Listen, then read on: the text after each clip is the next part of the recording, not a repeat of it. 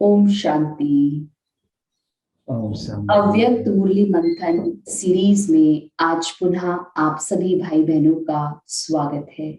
जैसे कि ये मंथ जनवरी मंथ चल रहा है और जनवरी मास हमें ब्रह्मा बाबा की याद दिलाता है। तो जनवरी मंथ में हम जो मुरलियां ले रहे हैं वो निर्वाण स्थिति क्या है उसके ऊपर ले रहे हैं। और सबसे बड़ी बात हमारे लिए बहुत अच्छी है, खुशखबरी है कि मधुबन से हमारे बीच में आज आत्म प्रकाश भाई जी इस सीरीज में आए हैं और मधुबन की याद साथ लेकर आए हैं। तो आज की मुरली को भी हम सुनते हैं और साथ में कोई भी प्रश्न होंगे वो भी हम आपके यहाँ पर लेंगे। तो आदरणीय भ्राता जी का मैं बहुत बहुत वेलकम करती हूँ। ओम शांति आत्म प्रकाश भाई, इस हाँ सीरीज बेटे। में बहुत बहुत आपका स्वागत है। आत्म प्रकाश भाई को हम सभी ब्राह्मण परिवार टोली वाले भाई जी के नाम से जानते हैं, क्योंकि आप पूरे ही मधुबन में चाहे शांतिवन, हमारा ज्ञान सरोवर, पांडव भवन, तीनों ही कॉम्प्लेक्स में टोलियां तो बनती हैं और बाबा की टोली ब्राह्मणों को बहुत शक्ति भी देती है। दादियां बिना टोली के कभी भी हमें, चाहे कहीं पे भी हम जाएं, जाने नहीं देते थे। तो टोली तो ब्राह्मण जीवन के लिए बहुत एक मीठी सौगात है। तो ऐसे हमारे आत्म प्रकाश भाई जी 1972 में आप ज्ञान में आए और 1976 में आप मधुबन में समर्पित हुए और तब से बाबा की जो सेवाएं हैं उसको आपने बहुत सुचारू रूप से चलाया। चलाया ही नहीं, लेकिन आप एक मधुबन में सैंपल बने, क्योंकि 45 इयर्स आप समर्पित जीवन होते आप मधुबन में रह रहे हैं। और हमारा जो यूथ, जिसको आज भिन्न भिन्न तरीके से अगर देखें तो यूथ की ओर सबका एक अटेंशन रहता है कि यूथ हमारा ऐसे पावरफुल बने। तो आप यूथ विंग के मधुबन कोऑर्डिनेटर भी हैं और साथ ही साथ भारत के पूरे ही कहें तो पूरे भारत में आपने सेवाओं के कारण से बहुत भ्रमण किया है। और इतना ही नहीं, 90 कंट्रीज में भी आपने सेवाएं की और खास बाप दादा से छुट्टी लेकर आप सेवाओं पे जाते थे। आपके बहुत मीठे मीठे अनुभव हमने, आप जब ओआरसी हमारे पास दिसंबर में पधारे तो हमने आपके बहुत सुंदर सुंदर अनुभव भी सुने। और इतना ही नहीं, आप नागपुर से तो हैं, लेकिन नागपुर के साथ आज पूरा विश्व आपको टोली वाले आत्म प्रकाश भाई के नाम से जानते हैं। और जो ब्राह्मण हमारे मधुबन जाते हैं, जब बाप दादा मिलन होता है, भटियां होती हैं, तो आप आदरणीय आत्म प्रकाश भाई जी की क्लासेस भी सुनते हैं। तो आज हम सुनते हैं भाई सब से कि बाबा जो बार बार हमें स्थितियों के लिए और हम कैसे अपने आप को पावरफुल बनाएं। और आज की मुरली जो हम सुनने वाले हैं उस पे बहुत डीप बातें, 3 बातें हमको कुछ याद रखनी है। बाबा ने कहा ऐसी ऐसी स्थिति बनानी है। तो आज हम सुनते हैं आत्म प्रकाश भाई से। ओम शांति भाई जी। थैंक यू दीदी जी। ओम शांति। तो भाई साहब, आज की जो मुरली है अगर आप देखेंगे तो हमारे बीच में स्क्रीन पे भी आ रही है।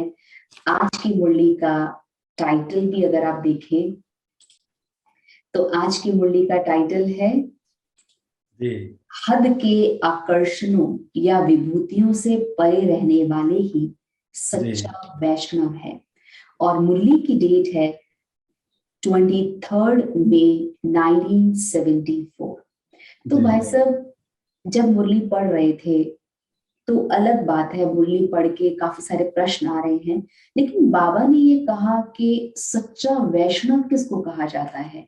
आप सबसे पहले हमें इसी पे थोड़ा सा बताएं। हाँ, थैंक यू दीदी जी। हम सभी जनवरी मास इंतजार कर रहे हैं। सामने ही जनवरी मास है। जब भी जनवरी मास आता है हमारे सामने प्यारे ब्रह्मा बाबा खड़े हो जाते हैं। देखो, मैं शांति स्तंभ पर बैठा हूं। ये शांति स्तंभ भी ब्रह्मा बाबा के संपूर्ण स्थिति की यादगार है, अचल अडोल स्थिति की यादगार है। तो ब्रह्मा बाबा हमारे लिए रोल मॉडल हैं।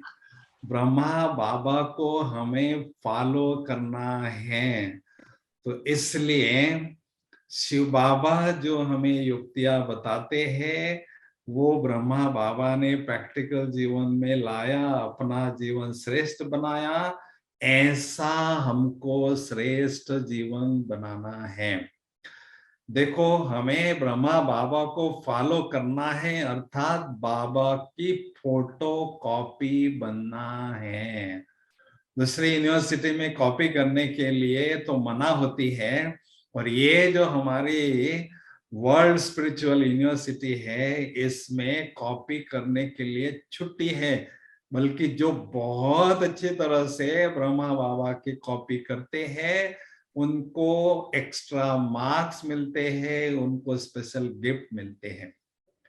तो जनवरी जो मास है, वो क्या कह रहा है? हे जन, छोड़ो वरी, दुनिया की वरी छोड़ो, एक ही वरी अपने दिल में रखो कि मुझे बाप समान बनना है। ये वरी, ये चिंता में हमारा कल्याण है। तो दीदी ने आज की मुरली बहुत अच्छी सेलेक्ट की है। मुरली का टाइटल है हद के आकर्षणों से या विभूतियों से परे रहने वाला ही सच्चा वैष्णव है। वैष्णव विष्णु वंशी जो होते हैं, उनको वैष्णव कहते हैं। विष्णु जो नाम है, क्यों नाम पड़ा है ये? विष्णु, अंश मात्र भी जिसमें विकार का विष नहीं है, उसको कहते हैं विष्णु। ये ब्रह्मा बाबा की यादगार है, लक्ष्मी नारायण की यादगार है।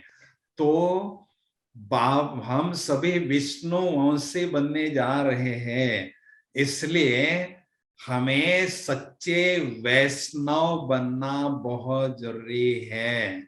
सच्चे वैष्णव अर्थात एकदम प्योर, कंप्लीट प्योर, कोई विकार का विष न हो, पवित्र, पांचों विकारों पर पूर्णतया विजय प्राप्त करना और पांचों तत्वों के आकर्षणों से भी परे रहना, इन सभी पर विजय प्राप्त करना, उनसे पवित्र रहना, इसको कहते हैं सच्चा वैष्णव।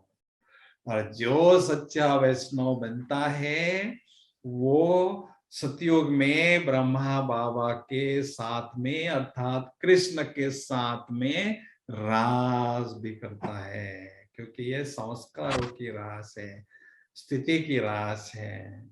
ये है सच्चा वैष्णव की निशानी।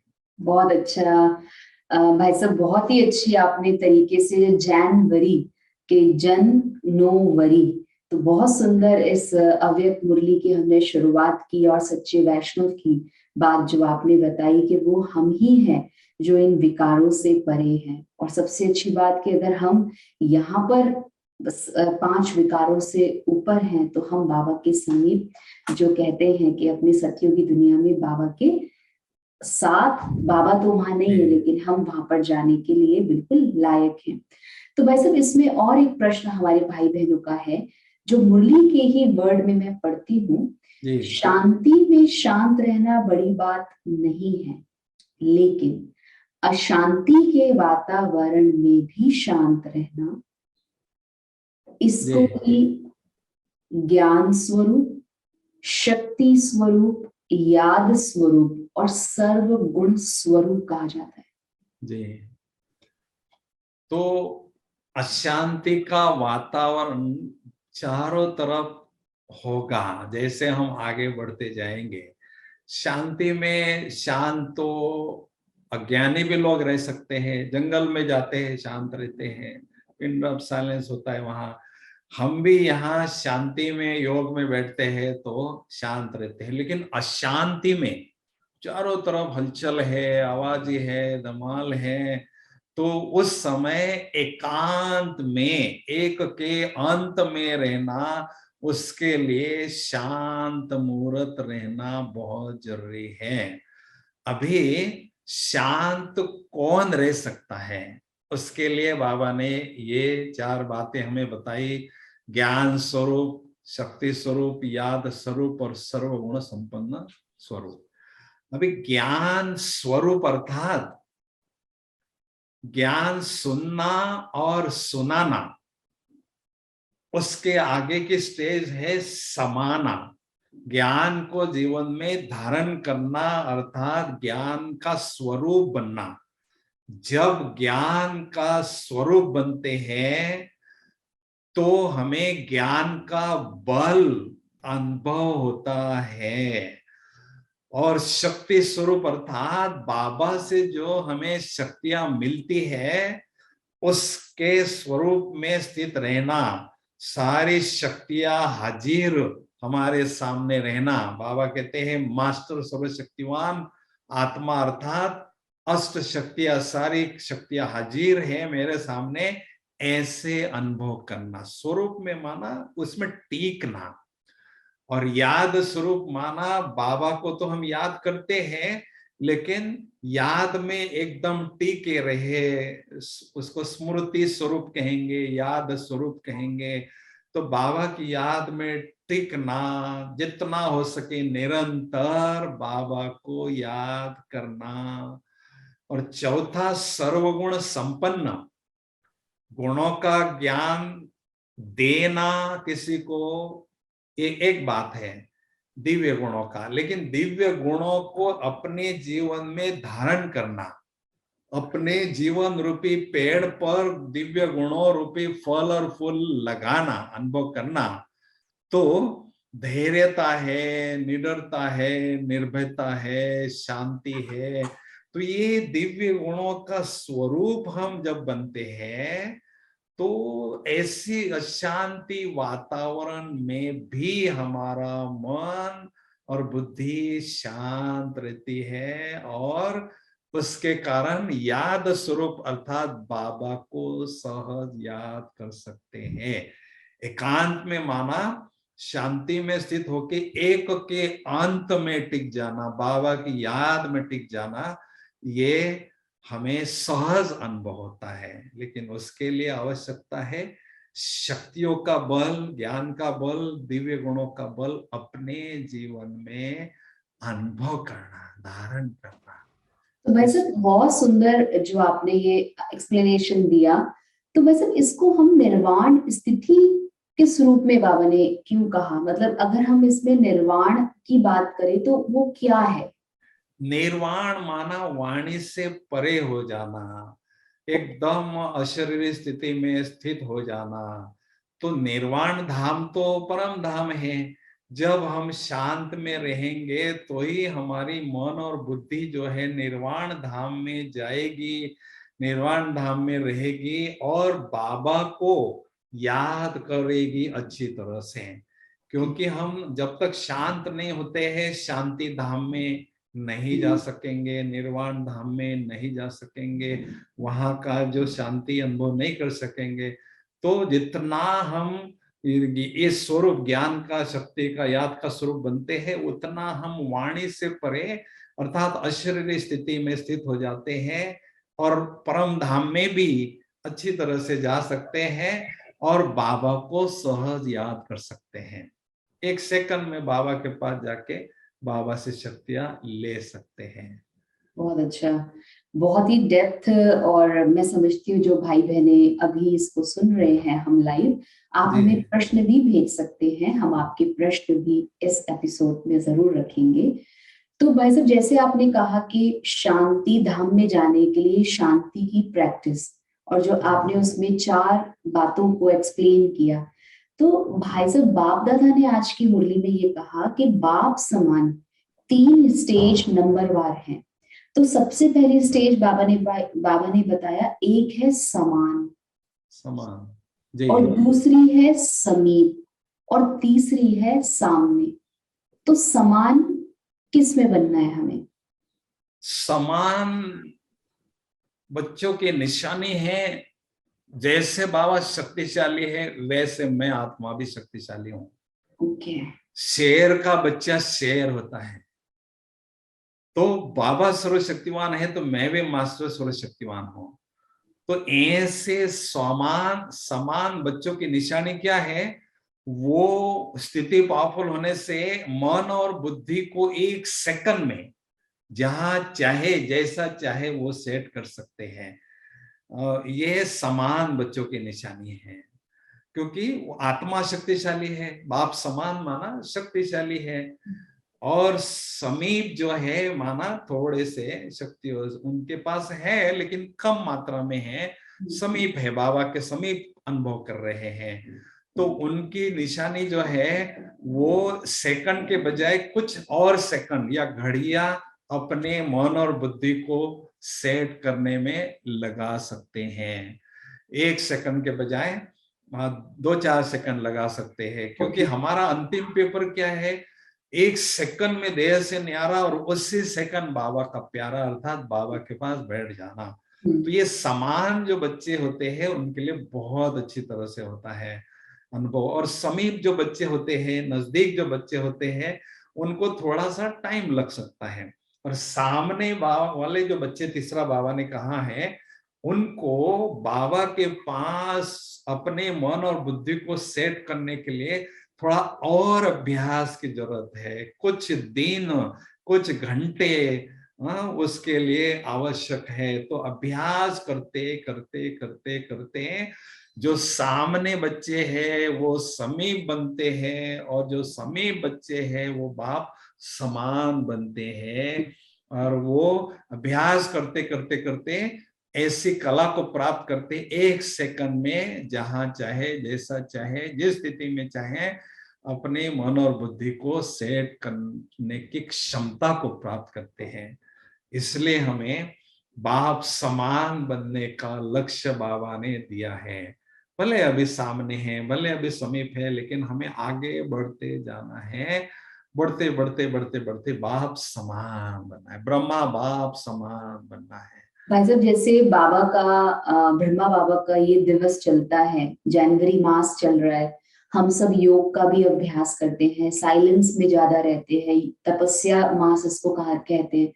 तो इन तीनों बातों को जो नंबरवार बाबा ने कहा, इसमें एक एग्जाम्पल से किसी का भी कि कैसे बाप के समान आए, समीप आए या सामने आए, कोई एक एग्जाम्पल हमारे समक्ष अगर आप बताएं।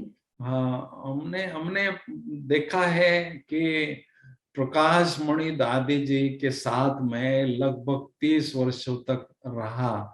फिर मैंने देखा दादी जी इतना कारोबार में रहते हुए भी अपने स्थिति पर बहुत अच्छी तरह से ध्यान देती थी।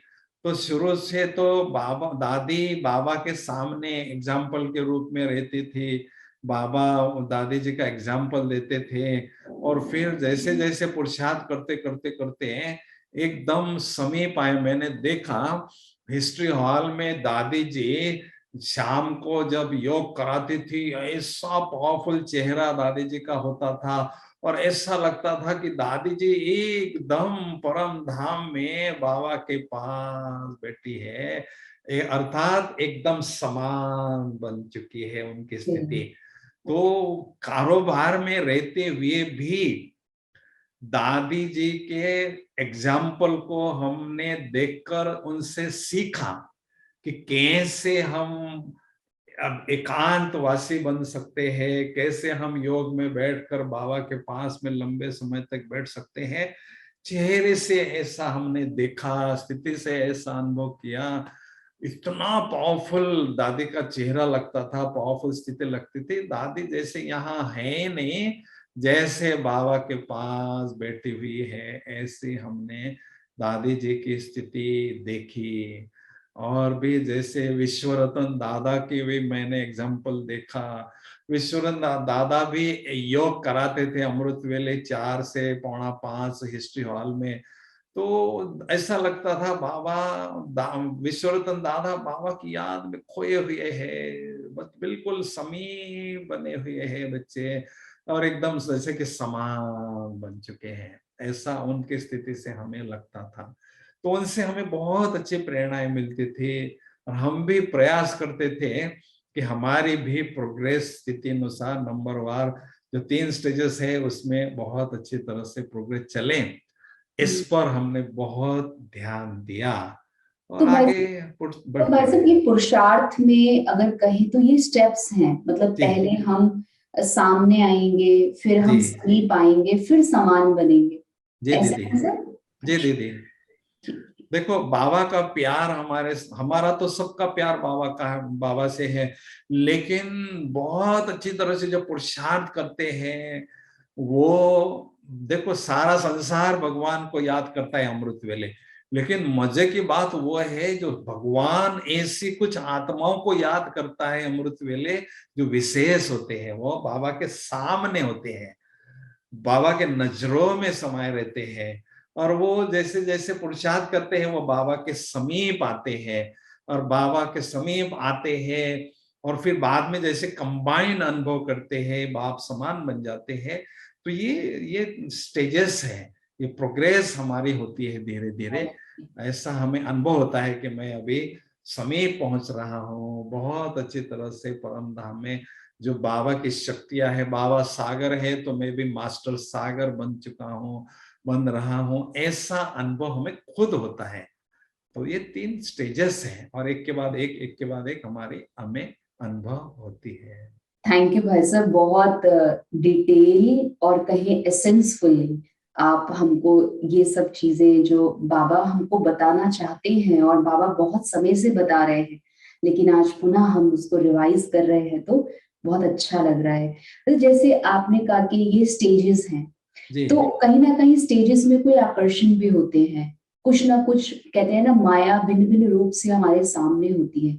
तो बाबा ने जो शब्द है, बाबा ने मुरली में कहा, ऐसे ही महीन पुरुषार्थ अर्थात महारथी के सामने 5 तत्व अपनी तरफ भिन्न भिन्न रूप से आकर्षित कर महीन पाप बनाने के निमित्त बनते हैं। जी 5 विकारों को समझना और उन्हों को जीतना सहज है, लेकिन 5 तत्वों के आकर्षण से परे रहना ये महारथियों के लिए विशेष पुरुषार्थ है।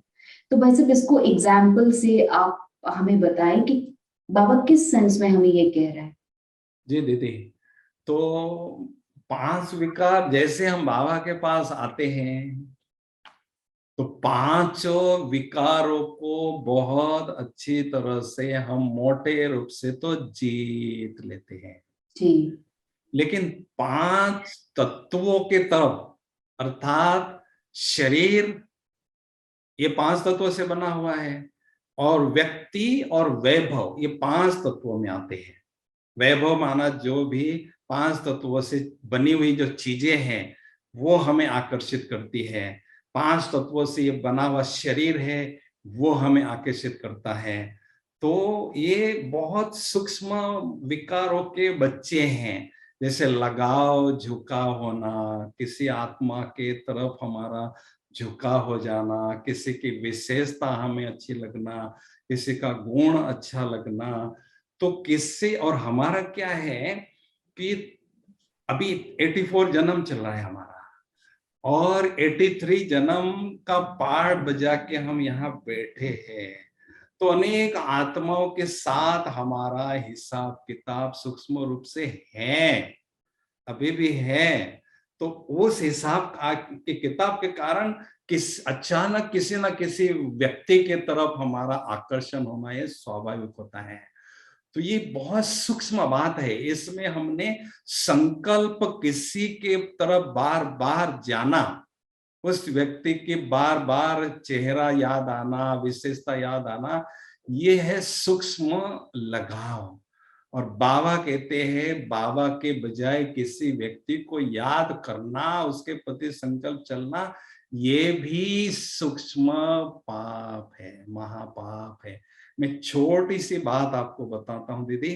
देखो एक संकल्प किसी के प्रति फ्लैश के रूप में इम्प्योर चला, केवल संकल्प, वाचा कर्मणा तो बहुत दूर रही, संकल्प चला तो भी हमें उससे बड़े 4 भारी नुकसान होते हैं।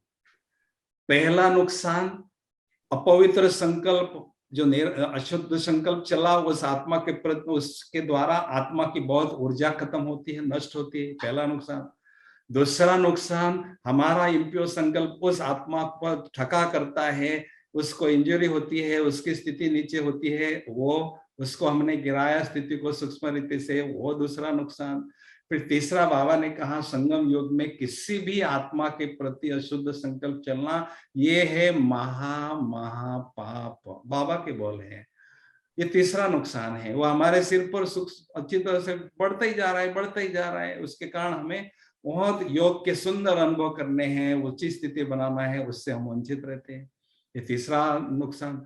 फिर एक्शन हैज रिएक्शन, वो संकल्प वहां टकराता है उस आत्मा पर और वो हमारी तरफ आता है और वो हमें डिस्टर्ब करता है, सुंदर और बहुत गहन अनुभव करने से वंचित रखता है। तो देखो, चला एक संकल्प, कितना भारी नुकसान हमें पहुंचा। तो महारथियों को इस पर हमें ध्यान देना है कि मेरे दिल में केवल बाबा बसा हो, मेरा संसार एक बाबा हो, व्यक्ति के तरफ आकर्षण न हो, अगर होता भी है तो उसको हमने हटाना है, वो संबंध विशेष बाबा के साथ में अनुभव करना है। देखो, वस्तु और वैभव, वस्तु से हमें कैसा डिटैच रहना है। बाबा कहते हैं कितनी भी बढ़िया वस्तु हो, वो तो विनाशी है, अल्पकाल की है, और वो सतयुग में तो जानी नहीं है। तो ऐसी अल्पकाल की चीजों से क्या मोह लगाना है, हमने तो ये छोड़कर जाना है घर परम धाम। और दूसरा, व्यक्ति से हमारा सूक्ष्म लगाव अगर है तो वो चेक करना है और वो संबंध हमें बाबा के साथ अनुभव करना है। तो धीरे धीरे इन बातों से हम डिटैच हो जाते हैं और एक बाबा को अपना संसार अनुभव करते हैं। और जिसको बाबा कहते हैं सच्चा वैष्णव आपको बनना है, सब बातों से डिटैच हो जाते हैं। ये बहुत सुंदर, इतिहास की बात है। बहुत सुंदर भाई साहब, बहुत ही डेप्थ और बहुत ही क्लैरिटी से आपने, जो बाबा ने आज खास इस बात को अटेंशन दिया है कि 5 तत्वों के आकर्षण से परे रहना, ये बहुत बड़ी बात जो आपने हमें सिंपल से एग्जाम्पल के रूप से कि लगाव और झुकाव बाबा किस सेंस में हमें कहते हैं। तो लास्ट भाई साहब आज की मुरली, क्योंकि समय को देखते हैं तो आधा घंटा हमें होता है और इसमें हमारा पूरा ब्राह्मण परिवार ऑनलाइन हमारे साथ होता है, जो अभी भी हमारे साथ है, और बहुत सुंदर सुंदर प्रश्न हमारे भाई बहनों के आ भी रहे हैं, क्योंकि तपस्या मास है। हर एक का मन होता है कि तपस्या मास में खास हम कुछ तपस्या करें, कुछ ज्ञानवर्धक चर्चा भी हम सुनते रहे। तो भाई साहब लास्ट और बहुत ही इंपॉर्टेंट जो आज के टाइम में बाबा कहते हैं तो मुरली से कि रॉयल पुरुषार्थी किसको कहा जाता है। बाबा ने तो बहुत अच्छी डेफिनेशन बताई जी दीदी, लेकिन रॉयल पुरुषार्थी क्या है भाई साहब, उसमें बाबा ने माया को भी बताया और अपनी स्थिति के बारे में भी बताया, लेकिन आप थोड़ा सा उसको स्पष्ट करें। दीदी, रॉयल पुरुषार्थ बाबा कहते हैं कि साधनों के आधार पर जिसका पुरुषार्थ टिका हुआ होता है, या जो मान शान होता है, प्राप्तियां होती है, हम जो पुरुषार्थ करते हैं, सेवा करते हैं, उससे हमें जो प्राप्तियां होती है, तो साधनों को आधार बनाना, मान शान को आधार बनाना, इसको रॉयल पुरुषार्थ कहते हैं। और बाबा ने बोला ना कि ये एक प्रकार का सूक्ष्म अभिमान होता है, मैं बहुत रॉयल हूँ, मैं बहुत अच्छा भाषण करता हूँ, मैं बहुत अच्छा स्पीकर हूँ। तो ये थोड़ा सा सूक्ष्म अहम भाव आता है, और साधनों के बिना वो आगे सेवा करते ही नहीं है, साधनों को आधार लगाते हैं, आधार बनाते हैं। तो बाबा कहते हैं कि वो डबल रोल बजाते हैं, विकारों के सूक्ष्म अंशों में वो फंसे रहते हैं, खुद को निर्भय अनुभव करते हैं और दूसरों को भय की बातें बताते हैं, अच्छी मन बताते हैं, ऐसा नहीं करना चाहिए, ऐसा नहीं करना चाहिए। लेकिन खुद की इसमें जीवन में तो वो होता नहीं है। तो बाबा कहते हैं हमारे जीवन में जो हमने धारण किया है वही हमको ज्ञान देने का अधिकार होता है, बोलने का अधिकार होता है। जो जीवन में नहीं है वो हम दूसरों को नहीं बता सकते हैं, बताते भी है तो उसका उन पर सुनने वालों पर असर नहीं होता है। तो ये रॉयल पुरुषार्थ केवल सुपरफिशियल दिखाते हैं कि हम बहुत अच्छा पुरुषार्थ करते हैं, लेकिन बाबा कहते हैं ये माया की साइड है, ये एक प्रकार की दलदल है, बड़ी दलदल है। तो इनके संग में हमें नहीं आना है, रॉयल पुरुषार्थ के संग में हमें नहीं आना है। जो बहुत दिल से पुरुषार्थ करते हैं, जिगर से पुरुषार्थ करते हैं, सच्चे पुरुषार्थी हैं। बाबा के बच्चे पुरुषार्थी जो होते हैं ना, वो दिल से जो पुरुषार्थ करते हैं, जिन्हों में सच्चाई होती है और वो प्रेरणा स्रोत हमें अनुभव होते हैं। बाबा कहते हैं उदाहरण ऐसा पुरुषार्थ करो जो आपके पुरुषार्थ से अनेकों को प्रेरणा मिले।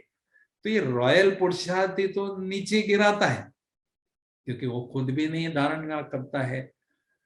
और जो सच्चे पुरुषार्थी है उनके संग में रहने से दूसरे आगे बढ़ते हैं। तो बाबा ने कहा ना कि ये माया के मणके के साथ हमें नहीं रहना है, विजय माला के मणके के साथ रहना है।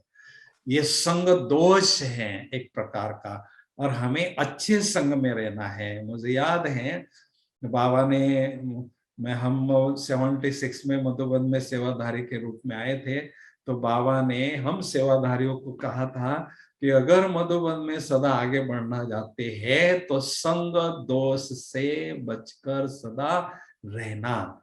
तो ये संग दोष है क्या चीज? रॉयल पुरुषार्थी जो अपने को समझते हैं वो संग दोष, उनके संग में रहना अर्थात संग दोष में रहना। और जो बहुत रियल रॉयल और एक रियल पुरुषार्थी एकदम जिन्होंने सच्चाई दिखाई देती है, उनके साथ में रहने से अनुभव हमें अच्छे होते हैं। उनके साथ रहना है, बाबा को सामने रखना है और आगे बढ़ना है। तो भाई साहब इसमें मतलब हम रॉयल पुरुषार्थी को हम सही ना माने, हम रियल पुरुषार्थी या सच्चा पुरुषार्थी बाबा के सेंस में अच्छा है। जी दीदी, जी ऐसे। दीदी। पर भाई साहब ब्राह्मण परिवार में तो मतलब मैं एक बस प्रश्न आया है एक बहन का, ब्राह्मण परिवार में तो हम देखते हैं कि हाँ ये रॉयल है, हाँ इसको बुलाओ, हाँ सभा में ये आए, तो वो तो हम रॉयल्टी देखते हैं, तो वो चलन की रॉयल्टी की बात है। एक सुपरफिशियल होता है किसी का पुरुषार्थ, और जैसे कि डुप्लीकेट पर्सनालिटी किसी की होती है ना। देखो आंखों से हमें पता चलता है, चेहरे से हमें पता चलता है कितनी वो धारणा स्वरूप है, कितना उसमें योग की शक्ति है, योग का बल है। बाबा ने कहा है ना, सेवा तो किसी किसी को गुण होता है, किसी किसी को विशेषता होती है भाषण करने की। तो सेवा के महारथी अपनी जगह है, लेकिन बाबा ने कहा स्थिति के महारथी अंतिम समय चमकेंगे, क्योंकि हमारी जो रेस है स्थिति में है, स्थिति के सेवा महारथी चमकेंगे। तो रॉयल पुरुषार्थी जो है वो थोड़े से सेवा में शो पीस करके, मेरी महिमा हो, मेरा बहुत शो हो, मेरा नाम मान शान हो, थोड़ा आगे होते हैं हमेशा। लेकिन जो बहुत गंभीर होता है, बहुत डीप में पुरुषार्थ करता है और रियलिटी में आगे बढ़ता है, ऐसी स्थिति वाले महारथी ही अंत में प्रत्यक्ष होंगे। बहुत सुंदर भाई साहब, मन तो कर रहा है कि बस सुनते जाएं, लेकिन समय की सीमा को देखते हैं तो यहाँ पर उसको स्टॉप लगाते हैं। और भाई साहब इसी में ही अगर हम और मुरलियां देखें तो बाबा भी यही कहता है कि सेवा करें, पर सेवा के साथ साथ हमारी स्थिति सबसे ऊपर रखें, क्योंकि अंत में सेवा तो होगी होगी, लेकिन स्थिति से हमारी सेवा डबल हो जाएगी। तो हम सब भाई बहनें सुन रहे हैं और आपके प्रश्न जो मेरे पास लाइव चैट बॉक्स पे आ रहे हैं वो भी मैंने आदरणीय भाई सब से पूछ लिए हैं। और अगर फिर भी कोई प्रश्न आप सब भाई बहनों का रहता है तो आप हमारे अव्यक्त मुरली वाली जो मेल आईडी है उस पे भेज सकते हैं, या आप हमें मैसेज कर सकते हैं। तो हम नेक्स्ट एपिसोड में आपके प्रश्नों को जरूर लेंगे। तो भाई साहब बहुत बहुत थैंक्स, आप हमारे साथ इस एपिसोड में आए और बहुत सुंदर डिटेल में कहें एसेंसफुली आपने इसको क्लियर किया कि शांति होगी तो शक्ति मिलेगी, और निर्वाण स्थिति को अगर हमें महसूस करना है या उस स्थिति में रहना है तो शांति की स्थिति सबसे इंपॉर्टेंट है। और फिर जो आपने आज पुरुषार्थ के क्या है, रियल पुरुषार्थी बनना है, रॉयल पुरुषार्थी, बाबा ने कहा हमें नहीं बनना है। तो भाई साहब 2 मिनट हमारे भाई बहने आपको दत्तचित होकर सुन रहे हैं, बहुत सुंदर सुंदर मैसेजेस हमें कर रहे हैं। 2 मिनट परमात्मा की याद भी आप उन्हें करा दीजिए, क्योंकि सब कह रहे हैं कि हम भाई साहब को भट्टी में सुनते हैं, मधुबन आते हैं सुनते हैं, आप जो योग कराते हैं, जो अभ्यास कराते हैं, वो अभी भी हमें 2 मिनट निर्वाण स्थिति का अनुभव करा दीजिए। दीदी म्यूजिक आप बजाएंगे? जी तो दस आप सुन जी। ओम शांति।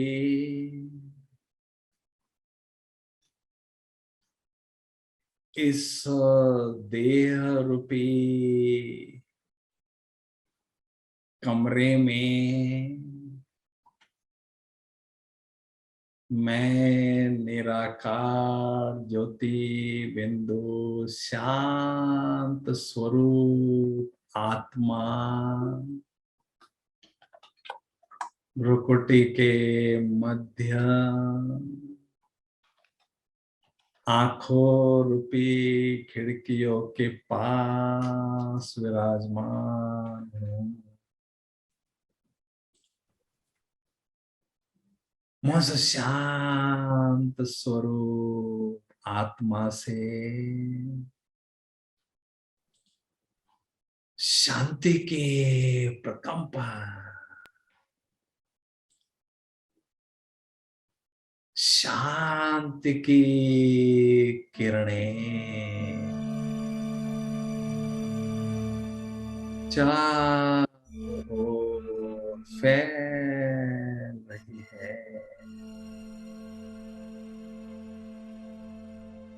मैं आत्मा निराकार हूँ और निर्विकारी हूँ, सच्चा वैष्णव हूँ। मैं निराकारी ज्योति बिंदु आत्मा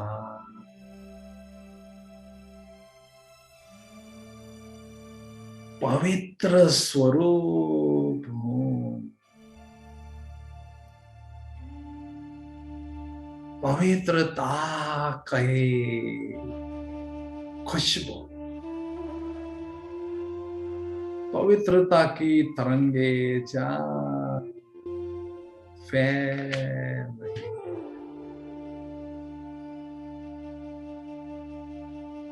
मैं निराकार ज्योति बिंदु आत्मा देह रूपी कमरे से न्यारी होकर बुद्धि बल से निर्वाण धाम की ओर उड़ती हुई जा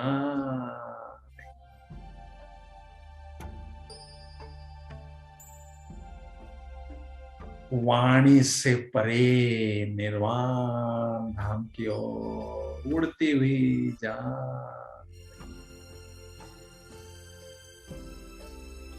इस साकारी दुनिया से पार उड़ती हुई जा। ओहो, फरिश्तों की दुनिया में पहुंच गई। मुझ निराकार ज्योति बिंदु आत्मा ने बहुत सुंदर फरिश्ता स्वरूप की ड्रेस धारण कर ली है। ओह, मेरे प्यारे ब्रह्मा बाबा, मेरे समक्ष संपूर्ण फरिश्ता स्वरूप में विराजमान है। इस जनवरी मास में बाबा मुझसे अति स्नेह भरी दृष्टि दे रहे। फरिश्ता स्वरूप की ड्रेस को छोड़कर मैं निराकारी आत्मा निर्वाण धाम की ओर बुद्धि बल से उड़ती हुई जा। ओह, निर्वाण धाम में पहुंच गई, जहाँ चारों ओर शांति ही शांति है, परम शांति है।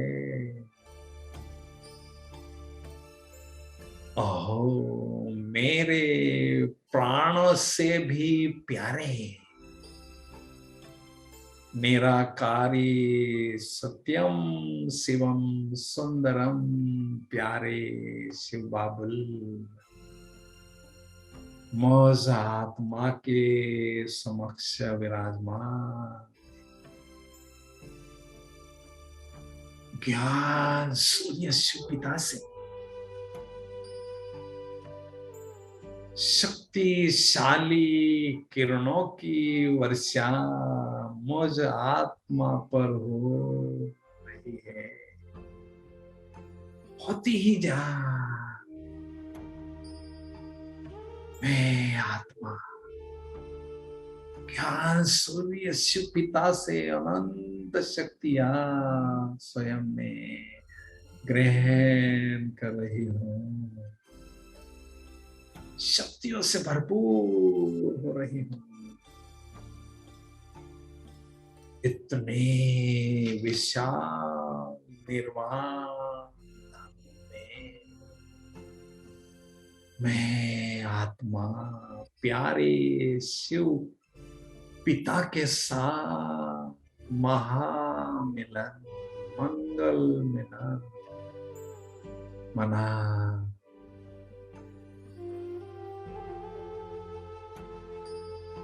शक्तियों से भरपूर आत्मा निराकारी दुनिया से वापिस बुद्धि बल से साकारी दुनिया की ओर और इस साकारी शरीर रूपी कमरे में प्रकृति के मध्य विराजमान हो चुके हैं। वह शक्तिशाली आत्मा से शक्तियों की सजीव तरंगे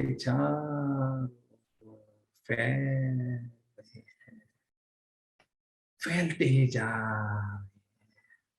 ओम शांति शांति शांति। ओम शांति। थैंक यू भाई साहब, बहुत सुंदर अनुभव। हम निर्वाण स्थिति जो बाबा इस समय के लिए हमें बार बार पुरुषार्थ पर अटेंशन दे रहे हैं कि बिंदु बन के उस बिंदु बाबा को याद करें। तो हमारे स्पार्क का ये प्रोजेक्ट भी चल रहा है और इस अनादि स्वरूप में हमने आज जो लिया वो निर्वाण स्थिति थी। तो ऐसे ही आप सभी अव्यक्त मुरली मंथन सीरीज को देखते रहें। अगर फिर भी कोई प्रश्न हो तो आप हमसे पूछ सकते हैं। और आज की छोटी सी अगर आप देखें तो हमने बहुत इस मुरली में हमने देखा कि सच्चे वैष्णव के बारे में बताया और दूसरा बाप समान 3 स्टेजेस नंबरवार जो भाई साहब ने कही हम सब स्क्रीन पे देख रहे हैं। पहली स्टेज समान और दूसरी स्टेज समी और तीसरा सामने। तो उसमें दादी प्रकाश मणि जी का बहुत सुंदर एग्जाम्पल आपने हम सब के लिए दिया और भाई सब का भी एग्जाम्पल दिया और महीन पुरुषार्थी के लिए बताया और रॉयल पुरुषार्थी जो हम सब भाई बहनों के बहुत प्रश्न आ रहे थे तो वो क्या है उसका भी हमें साफ बताया कि क्या है रॉयल पुरुषार्थी। और बाबा रॉयल नहीं लेकिन रियल सच्चे पुरुषार्थी को बाबा एक सच्चा पुरुषार्थी मानते हैं। तो थैंक यू भाई साहब आपका, आप इस प्रोग्राम में आए और खास इतना समय निकाल कर आपने हम सभी भाई बहनों को अपने जो भी आपके मन की फीलिंग्स या कहें आपका इतना सुंदर मनन चिंतन आपने हमारे समक्ष रखा। ओम ओम शांति दीदी।